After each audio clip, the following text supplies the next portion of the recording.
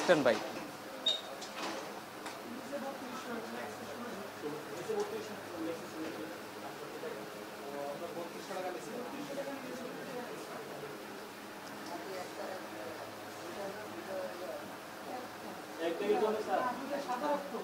রাজধানীর বকশীবাজার মোড়ে যে অবস্থিত এখানে একটি ব্লাড ব্যাংক আছে, যেটি ব্লাড ব্যাংক একই সাথে ডায়াগনস্টিক সেন্টার।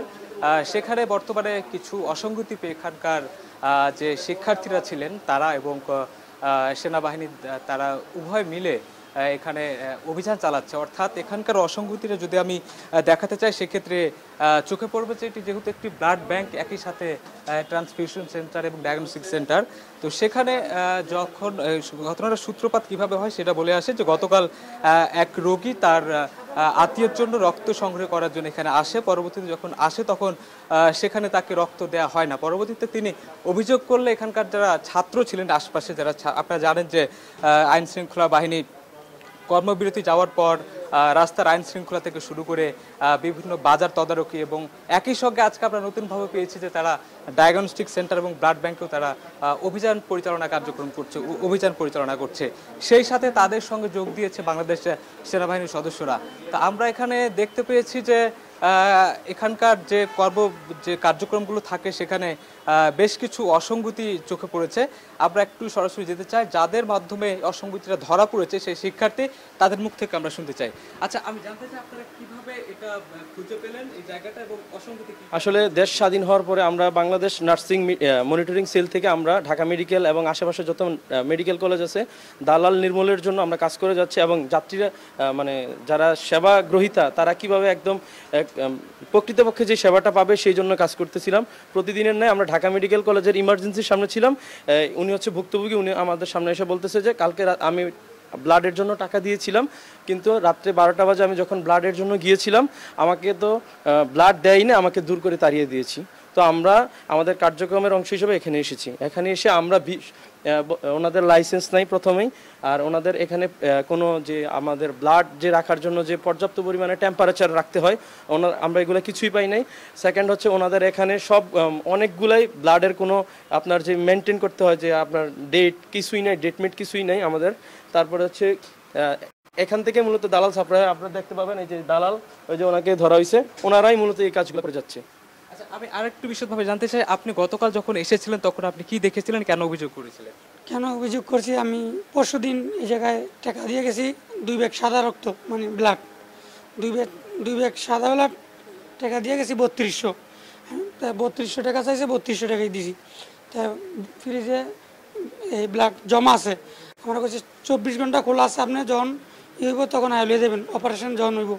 কালকে ডেলিভারি আমার স্ত্রীর, পরে ডাক্তাররা বললো রক্ত লাগবো।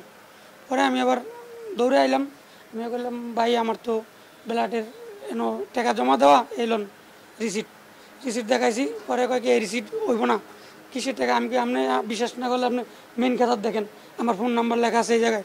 পরে ফোন নাম্বার দেখলো, এরপরও আমার তারাই দিল দূর করে, রক্ত কয়ে হইব না। আচ্ছা, বিভিন্ন অব্যবস্থাপনা এবং এখানকার আমরা এখানে কিছু তথ্য পাচ্ছি খাতাতে, যেখানে ব্লাড ব্যাংকের যে নিয়মিত তথ্য থাকে সেখানে যে তথ্য দেওয়া হয়েছে তাতে তাকে রক্ত দেওয়া না হলেও এখানে কিন্তু তার নাম এবং তার রক্তের গ্রুপ এবং এখানে টাকার কি পরিমাণ এবং রক্তের কত পরিমাণ সেগুলো একেবারেই খাতায় তোলা আছে, কিন্তু তাকে দেওয়া হয়নি। তার অর্থাৎ অভিযোগকারী যে অভিযোগ করেছেন সেটার একটা প্রাথমিক সত্যতা খাতার যে এন্ট্রি তালিকা থাকে সেই তালিকা থেকে দেখা যাচ্ছে। তো এখানকার আমরা সেনাবাহিনীর সদস্যরা আছেন, তাদের মুখ থেকে আমরা শুনতে চাই আপনি এখানে এসে কি কি অসঙ্গতি পেয়েছেন এবং আপনি কি কি অসঙ্গতি দেখেছেন, আপনার মুখ থেকে শুনতে চাই। যে স্টুডেন্টরা যখন আমাদের অভিযোগ দিল তখন আমরা এখানে 2 সেকশন চলে আসছি। তো আসার পরে এরা যে অভিযোগটা দিচ্ছে সবগুলোই আমরা মানে সত্যতা পেয়েছি আর কি। এখানে অভিযোগ ছিল ব্লাডের যে ডেট ছিল না। তারপরে এখানে যে টেম্পারেচারে যে ব্লাড সেলগুলো রাখা হয় যে ওইটা টেম্পারেচারটা অনেক কম, যেখানে -36-এ রাখার দরকার কথা সেখানে শুধু 20 ডিগ্রি সেলসিয়াসে আছে। তার মানে এটা একেবারেই যেটা অসঙ্গতি। এরপরে ওই যে যে যে অভিযুক্তকারী তাকে জিজ্ঞেস করলাম যে আপনি যখন রাত্রে আসেন তখন আপনি আপনার যে ডকুমেন্টটা নিয়ে আসার কথা ওইটা নিয়ে আসছেন কিনা। তো সে মানে নিয়ে আসছিল এবং তারে এখানে ওরা ব্যালটটা দেয় নাই, ওরে বিভিন্ন কথা বলে ওরে এখানে টুইস্ট করতেছিল আর কি ওরা। তো তো আমরা যেটা মানে এখানে এসে এখানে যারা কর্মকর্তা আছে বা শেয়ার হোল্ডার আছে যারা, তাদের আমরা মানে খবর দেই, কিন্তু তারা মানে বলতেছে যে এখানে নাই বা দূরে আছে, এরা যে কোনো প্রকারেই মানে এটা আসতে চাইছে না এখানে। তো আমরা এর ব্যবস্থা হিসাবে এখানে যারা শেয়ার হোল্ডার আছে তাদের যে কাগজপত্র প্রয়োজনাদি কাগজপত্র এটা আমরা থানায় নিয়ে যাওয়ার মানে যে সিদ্ধান্ত নিয়েছিলাম এই আর কি। আচ্ছা, সবশেষ যে তথ্যটা আমরা এখানে জানতে চাই, এখানকার যে বিভিন্ন অব্যবস্থাপনা যেগুলো চোখে পড়েছে সেগুলোর মধ্যে একজনকে এখানে ধরাও হয়েছে। আমরা জানতে চাই যে তার মুখ থেকে তিনি এখানে কি করতেন এবং তারা কেন অভিযোগ দিচ্ছে। আমরা জানতে চাচ্ছি যে তাদের অভিযোগটা কেন এখানে আসলো এবং আপনার মন্তব্য কি বিষয়ে।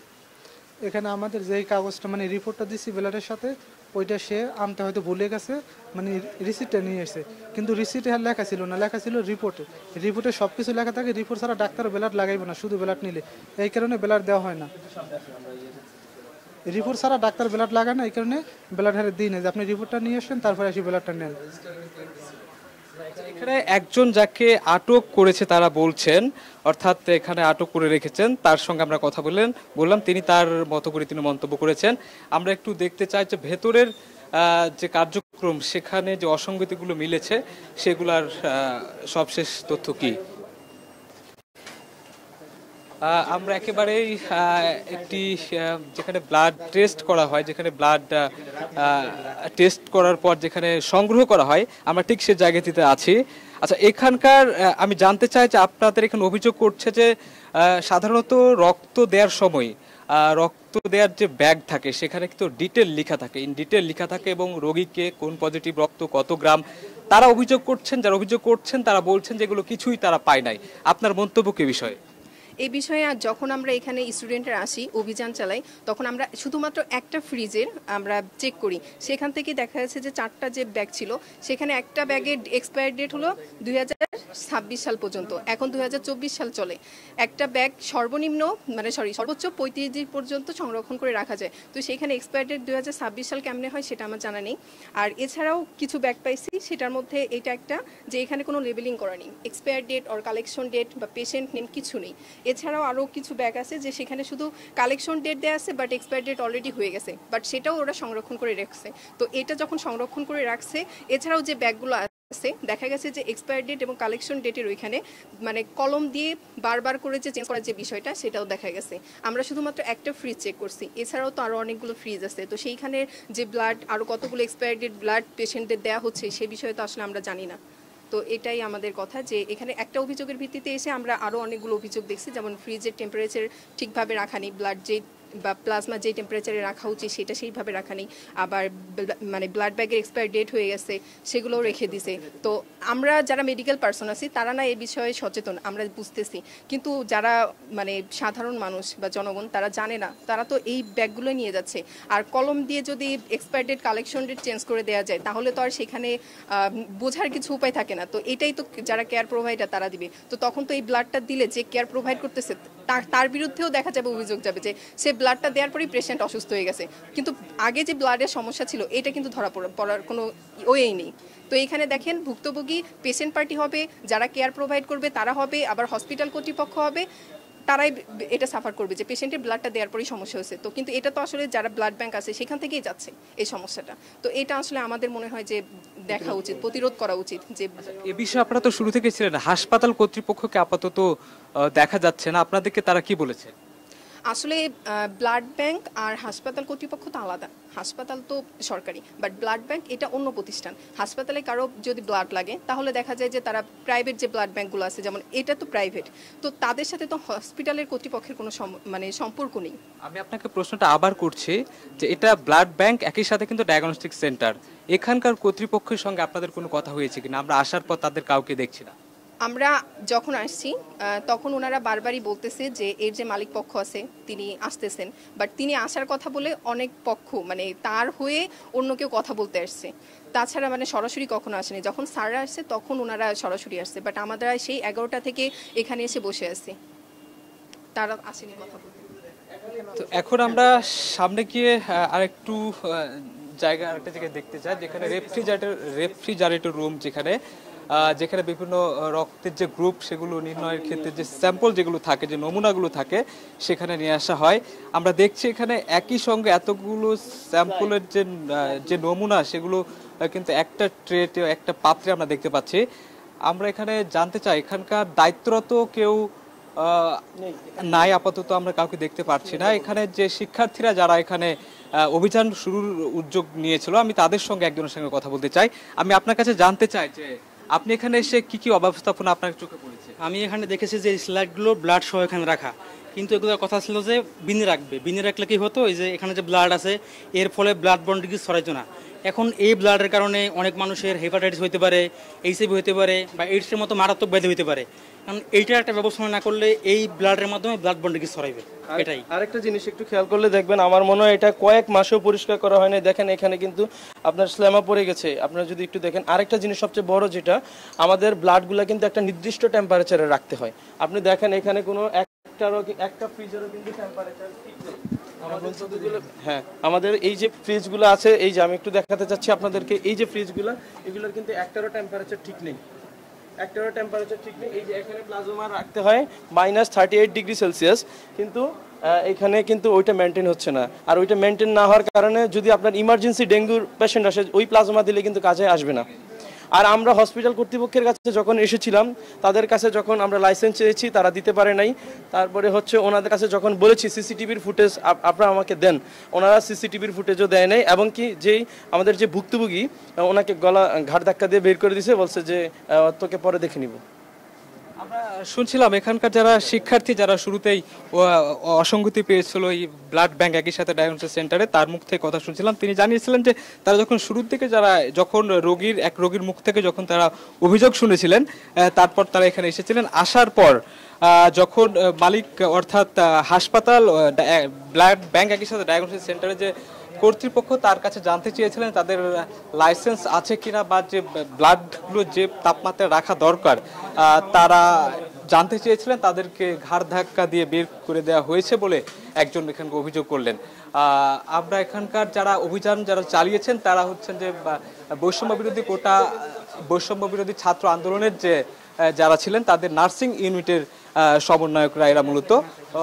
তারা আমাদেরকে দেখাচ্ছেন যে ক্রস ম্যাচিং, অর্থাৎ রক্তের যে গ্রুপ থাকে সেগুলো নির্ধারণ করতে কত টাকা করে নেওয়া হবে, সেক্ষেত্রে চাঁদার পরিমাণটা কিন্তু এখানে দেখা যাচ্ছে। অর্থাৎ আমরা দেখতে পাচ্ছি যে Bandhan blood bank transfusion and digital diagnostic centre, যেটা বকশীবাজার অবস্থিত, যেটা ঠিক ঢাকা মেডিকেল কলেজের অপোজিটে বিপরীত দিকে এখানে আছে। এখানে কিন্তু টাকার পরিমাণ দেওয়া হয়ে গেছে পরীক্ষার নাম করে, অর্থাৎ গ্রুপিং ABO, এটার জন্য 200 টাকা লেখা হয়েছিল, কিন্তু এখানে নেওয়া হচ্ছে 400 টাকা। এগুলো ফালাই দিছে আর কি, আমরা যখন আসছি 400 টাকা নেওয়া হচ্ছে। হ্যাঁ,